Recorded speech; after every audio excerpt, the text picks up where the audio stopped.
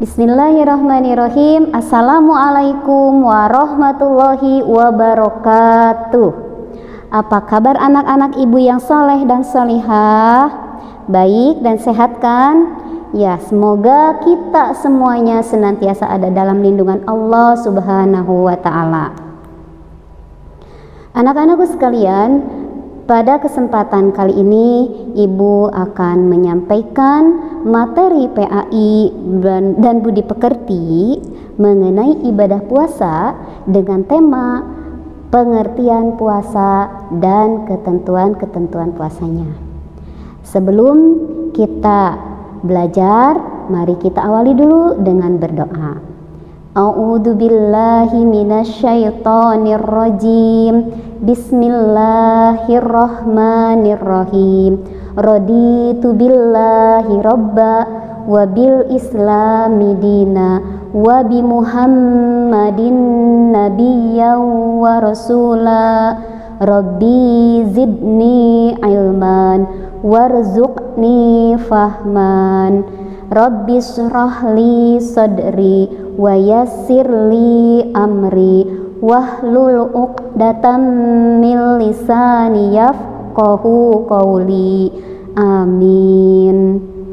Anak-anakku sekalian, Ibu yakin kalian pasti sudah mengetahui apa itu pengertian dari puasa.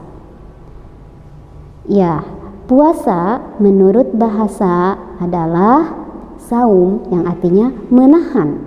Sedangkan arti puasa menurut istilah adalah menahan diri dari makan dan minum serta hal-hal yang bisa membatalkan puasa mulai dari terbit matahari sampai terbenam matahari. Kewajiban berpuasa sudah Allah tetapkan dalam Al-Quran, yaitu surat Al-Baqarah ayat 183 yang berbunyi, A'udzu billahi minasyaitonir rajim. Bismillahirrahmanirrahim.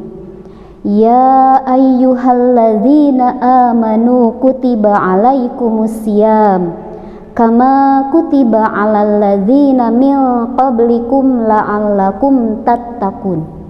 Yang artinya, hai orang-orang yang beriman, diwajibkan atas kamu berpuasa sebagaimana diwajibkan atas orang-orang sebelum kamu agar kamu bertakwa.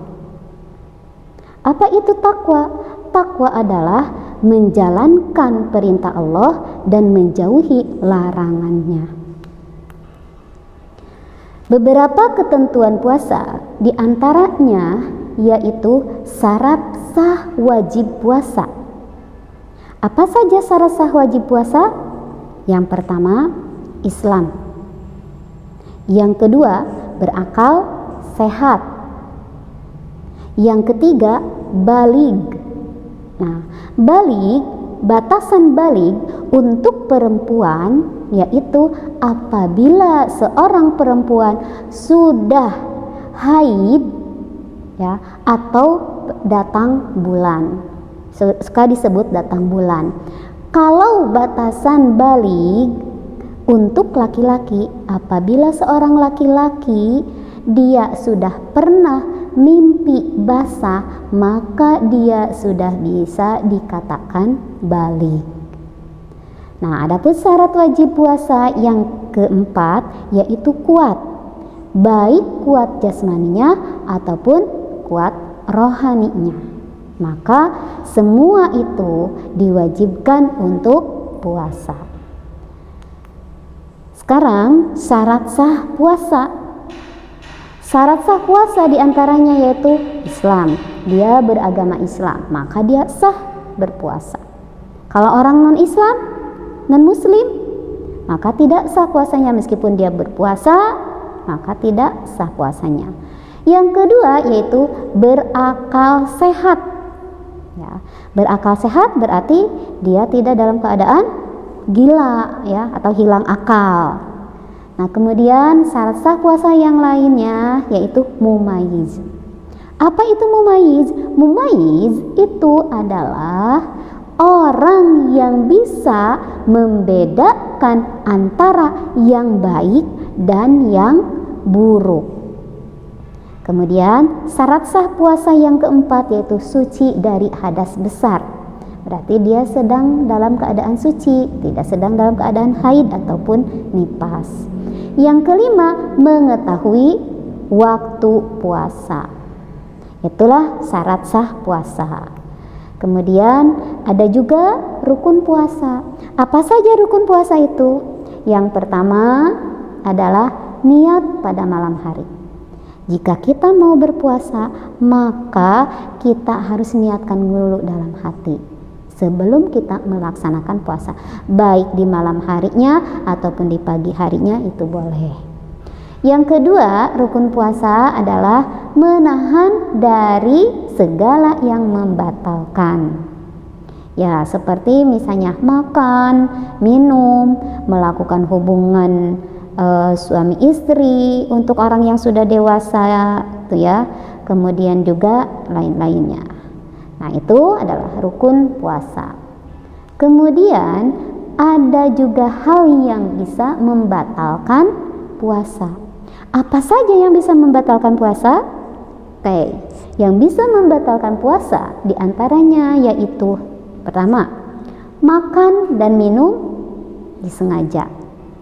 Kita makan dan minum dengan disengaja, padahal kita sedang berpuasa, maka kita menjadi batal puasanya.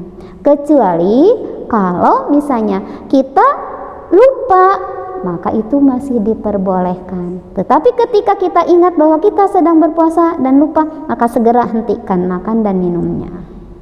Yang kedua, muntah dengan disengaja.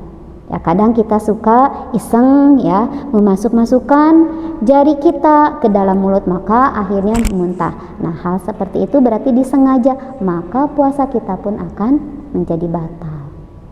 Yang membatalkan puasa yang selanjutnya yaitu haid atau nifas. Ini bagi seorang perempuan.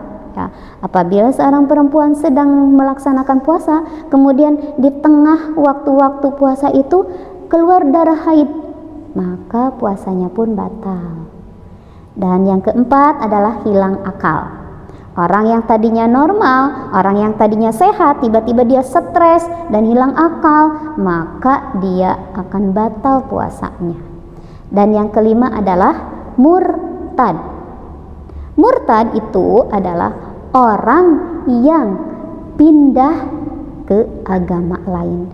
Dari misalnya dia seorang muslim, seorang muslimah, kemudian pindah beragama ke agama lain, maka dia disebut murtad, maka batal puasanya juga. Nah, sekarang sunnah puasa. Sunnah puasa diantaranya yaitu yang pertama, mengakhirkan makan sahur. Rasulullah Shallallahu Alaihi Wasallam mengajarkan kepada umatnya bahwa ketika kita berpuasa maka akhirkanlah makan sahur. Karena mengingat waktu juga masih panjang, nah, sehingga Rasulullah menganjurkan agar makan sahurnya diakhirkan. Kemudian yang kedua, menyegerakan berbuka.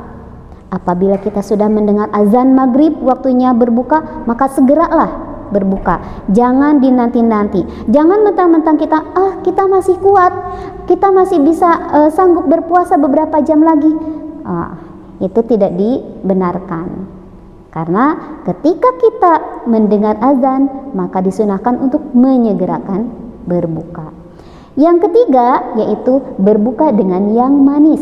Berbuka dengan yang manis bisa misalnya contohnya dengan makan buah korma. Dicontohkan pula oleh Rasulullah. Rasulullah ketika berbuka, dia berbuka dengan 3 biji kurma. Kemudian yang keempat adalah berdoa saat berbuka.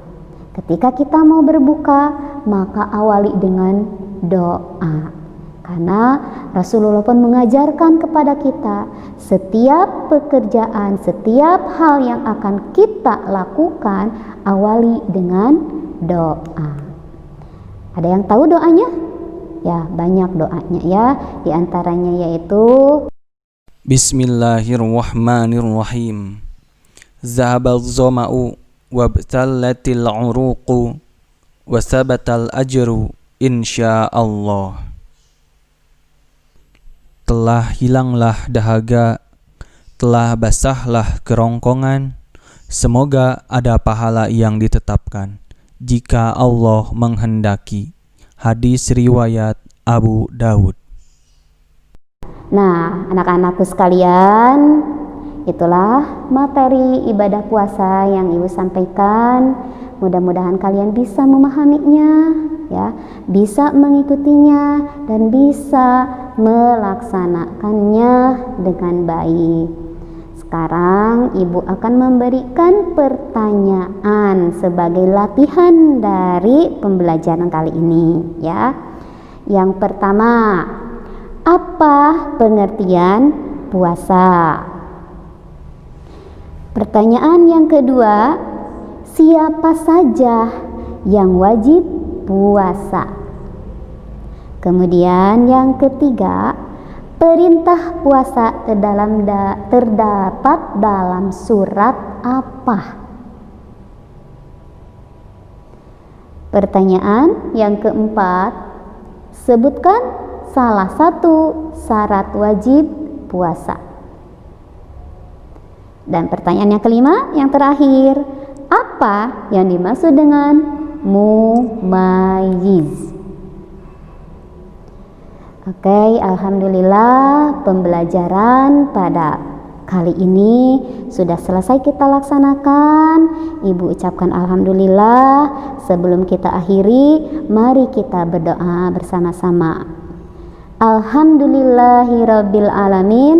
Subhanakallahumma wa bihamdika ashhadu an la ilaha illa anta astaghfiruka wa atubu ilaih. Nasrun minallah wa fadlun qarib. Wassalamualaikum warahmatullahi wabarakatuh.